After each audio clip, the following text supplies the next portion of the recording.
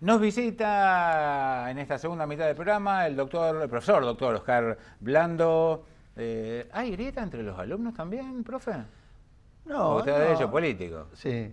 No, entre los alumnos es distinto. Hay un diálogo en la universidad y en la Facultad de Derecho de Rosario, donde doy clase. ¿Pero es distinto porque son más diplomáticos?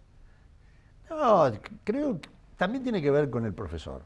Quiero decir, tampoco nosotros tenemos que abonar este sistema de blanco-negro, de antinomias irreconciliables.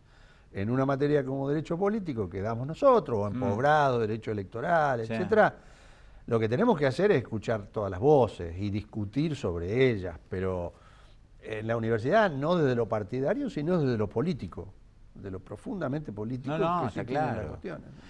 Doctor, el segundo, el tercero de los títulos, lo tiene ahí en el guión, es una discusión que se produjo en mi familia. Una charla que empezó discusión, esto, lo otro. Justo había un viaje, y esto, lo otro, además, y justo estaban las PASO, y empezaron, no, son 500 kilómetros, son de acá, de acá, de acá, y una de las niñas, después de levantar su mano, me dice, me parece que las pasos no son obligatorias, tío. Le digo, creo que no son obligatorias. Entonces ahí empezó. ¿Y entonces por qué se llaman obligatorias? ¿Por qué son primarias abiertas, simultáneas y obligatorias si no son obligatorias? Bueno, empezaron una discusión. Saltó. Terminamos hablando de fútbol, pero duró bastante. Doctor Oscar Blando, ¿son o no son obligatorias las pasos? Yo digo que no, me anticipo, perdón. Bueno, las PASO, e incluso la ley 12367 santafesina, que habla de las primarias, dice que son obligatorias. Ahora, lo que se ha agregado con posterioridad es la justificación del no voto.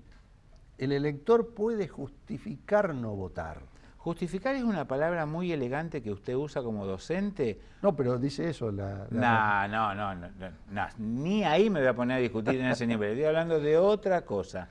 Es decir, yo no quiero ir a votar las PASO, no porque viajo, sino porque no se me da la gana. ¿Tengo alguna forma unas semanas antes? No, tiene una forma hasta 48 horas antes de las elecciones, hacer el trámite ante el Tribunal Electoral y usted podía justificar. Lo que pasa es que, y esto está publicado y no es secreto, sin embargo, no mucha gente justifica el voto. Los porcentajes no son altos según la Secretaría Electoral. De todas maneras, el tema de la obligatoriedad o no de las PASO es un tema a debatir. Es cierto que en ningún lugar, mirando ya la Argentina, hay pasos obligatorias para el partido y para el ciudadano. Normalmente hay para el partido y no para el ciudadano, ¿no? La Argentina es una particularidad que tiene en estas pasos que vale la pena discutirlo. Si vos me apurás, yo no estoy muy de acuerdo en el voto voluntario, ¿no? Me parece que el voto voluntario, incluso en países, Estados Unidos tiene voto voluntario, la mayoría de los países europeos tienen voto voluntario y la mayoría de los países latinoamericanos tienen el voto obligatorio. Chile cambió y ahora tiene voto voluntario para las PASO y para las generales, y el índice de no participación es alrededor del 40%. Es decir, 40% del electorado no va a votar. Le importa un pito quién los representa. Lo cual, la legitimidad del gobernante está seriamente cuestionada. Y normalmente los que más van a votar generalmente son los sectores que están más informados, que tienen más conciencia política más grande, etcétera. Los sectores a veces más humildes, los sectores que no están tan comprometidos, son los que no van a votar. Y a veces son los que debieran tener una representación que finalmente no tiene. Es un gran debate.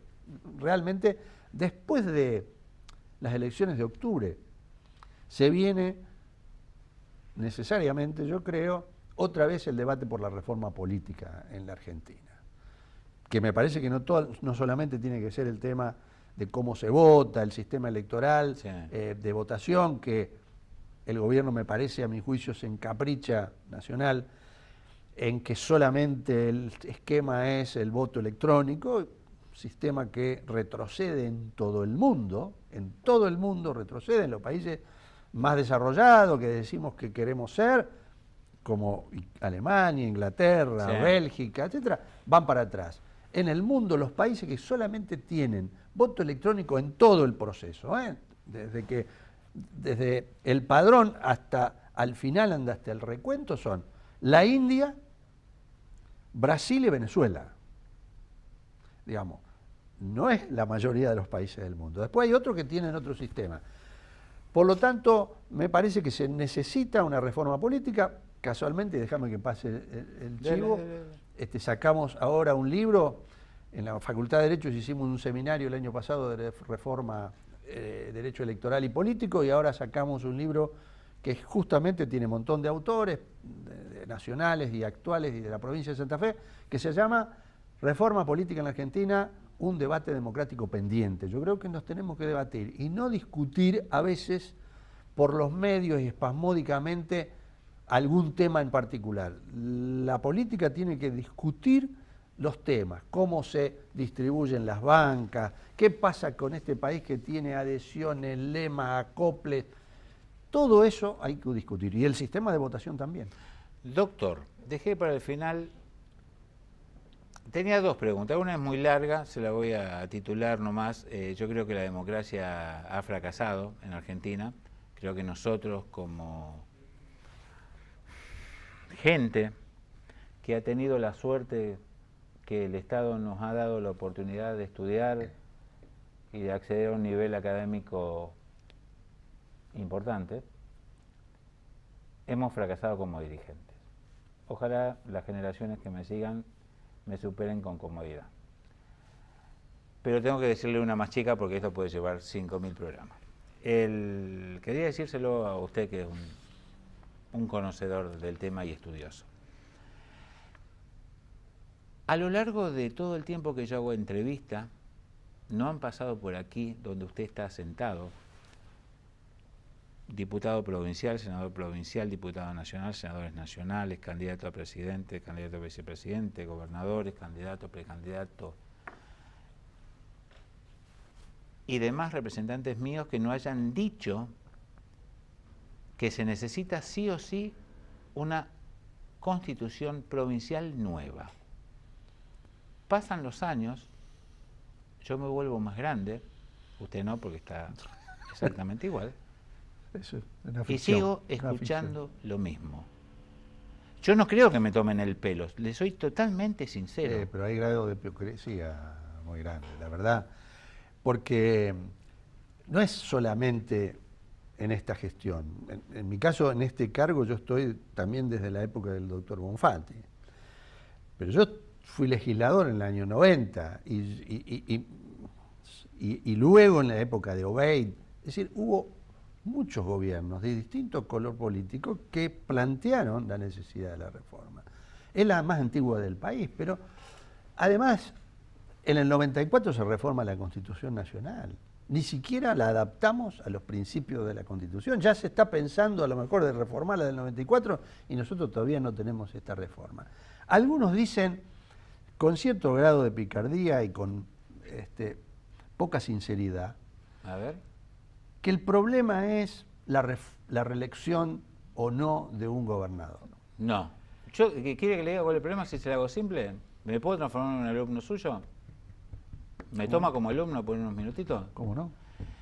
Mire, doctor Blando, profesor, mientras los senadores no quieran, no va a haber reforma en Santa Fe. ¿Le gusta o no, doctor? Puede ser. Digo, ¿usted qué cree? Sí, puede ser. Pero digo, me parece que a veces no es solamente los senadores.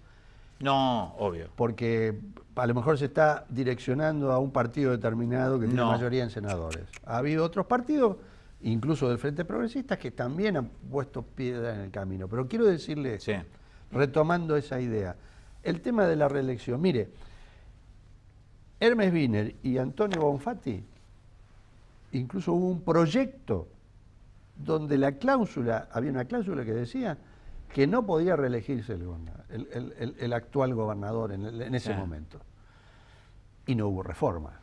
¿Qué quiero decir? Ese no es el argumento, o por lo menos es el que se dice. Entonces, es el argumento mediático, doctor. Exacto. Entonces, me parece que Santa Fe tiene un debate pendiente en ese sentido, porque podríamos mejorar mucho las instituciones. Yo sé que el problema de la corrupción no se modifica por una ley, pero usted puede tener mecanismos institucionales que pueden estar en la Constitución para evitar que haya corrupción. Y así podríamos seguir con muchísimos temas que demuestran la necesidad de la reforma. Sin embargo, reitero, rige la hipocresía, porque cuando tuvimos el diálogo político nosotros, el gobernador, Lipsi a la cabeza, el ministro Faría, nadie dijo no a la reforma. Dijeron sí, pero por ahora no es, nunca es. Estaríamos en el año 1853 discutiendo si hay que tener constitución según este criterio. Oscar, muchísimas gracias. Ha sido un gusto recibirte. No, gracias a vos. Hacía tiempo que no charlábamos. Por la invitación, siempre es un placer.